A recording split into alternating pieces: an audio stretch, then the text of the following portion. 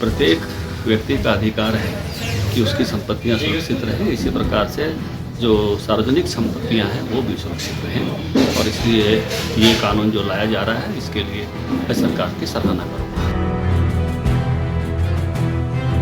Congress party को हर वो समय सही लगता है जब वो शासन में होती है। हर कानून उनको उस समय गलत लगता है जब वो शासन में नहीं होती, चाहे वो सीएए का है, चाहे कृषि सुधार है, चाहे अभी ये कानून ला रहे हैं। क्योंकि कांग्रेस को एक आदत हो गई है कि क्रेडिट मिले तो केवल कांग्रेस को मिले, डिसक्रेडिट मिले तो अन्य दलों को मिले। इस आदत का शिकार है कांग्रेस। जी, जिस तरीके से विधानसभा में एक संपत्ति क्षतिपूर्ति विधेयक लाया गया है, खासतौर पर तब जब आंदोलन में सरकारी और प्राइवेट संपत्तियों का नुकसान होता है, आप किस तरह से देखते हैं इस विधेयक को? देखिए, ऐसा विधेयक अब वर्तमान समय की जरूरत है। किसी भी आंदोलन में किसी भी अन्य कारण से सरकारी या निजी तौर की संपत्तियों का भी जो नुकसान होता है वो ना हो और लोगों की संपत्तियां, सरकार की संपत्तियां सुरक्षित रहें।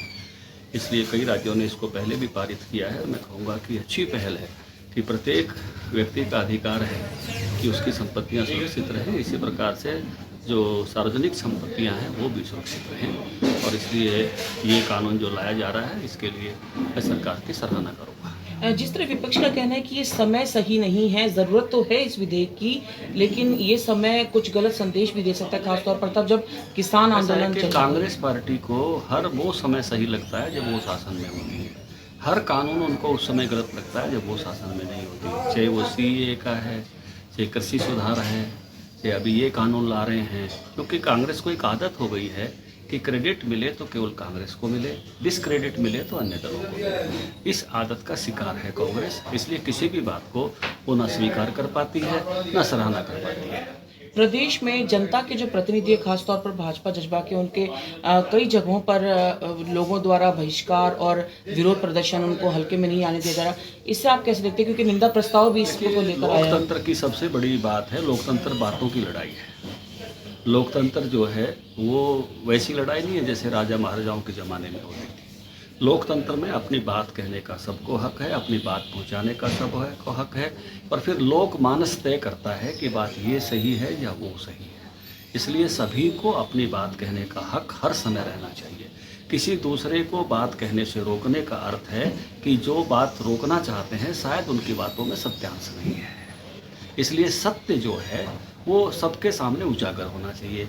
जिसकी बात गुरु गंभीर होगी, जिसकी बात में सत्यांश ज़्यादा होगा, लोग उसको स्वीकार कर लेंगे जी, और स्वीकार करके निर्णय करेंगे।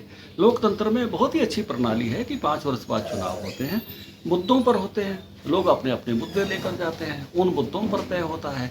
इसलिए जो भी आप अपनी बात रख सकते हो, अपनी बात खूब आग्रहपूर्वक रख सकते हो, लेकिन किसी दूसरे को मैं बात नहीं कहने दूँ, ये लोकतंत्र के मूल्यों के अनुरूप नहीं है। इस देश में लोकतंत्र की जड़ें बहुत गहरी हैं और इस प्रकार से जब इंदिरा गांधी ने भी लोकतंत्र में लोगों की आवाज़ को रोकने का काम किया था तो उस समय उनका जो है वो असर कांग्रेस पार्टी का अच्छा नहीं हुआ था। और अभी भी कांग्रेस पार्टी इसीलिए भाग रही है कि वो लोकतंत्र में दूसरी आवाज़ को प्रकारांतर से रोकना चाहती है, क्योंकि उनका अपना सामर्थ्य नहीं है। वो किसानों की आवाज़ की आड़ में है। वो लोकतंत्र के प्रति उसमें कांग्रेस पार्टी में कभी भी गहरी वैल्यूज उनकी कभी नहीं रही। उन्होंने लोकतंत्र को अपने हिसाब से खिलौना बनाने का प्रयास किया और इसलिए कांग्रेस पार्टी के लोग कल भी, मुझे लगता है कि जब लोकतंत्र की इसकी महान वैल्यू की बात हो रही थी कि सबको अपनी बात कहने का हक है, मीडिया भी इसी आधार पर काम करता है कि सबको अपनी बात कहने का हक है, तो इस बात के जब हक की बात आई तो कांग्रेस वहाँ से पलायन कर गई। इसका मतलब यह है कि कांग्रेस पार्टी का उस जमाने की तरह से जब कभी इमरजेंसी लगाकर लोगों की आवाज़ को रोका गया था, वो आज भी लोगों की आवाज़ के समर्थन में नहीं है। केवल एक तरफा आवाज़ गुंजायमान करना चाहती है जिससे कांग्रेस पार्टी को फायदा हो, दूसरी आवाज़, दूसरी बातें वहाँ तक पहुँचने नहीं देना चाहती।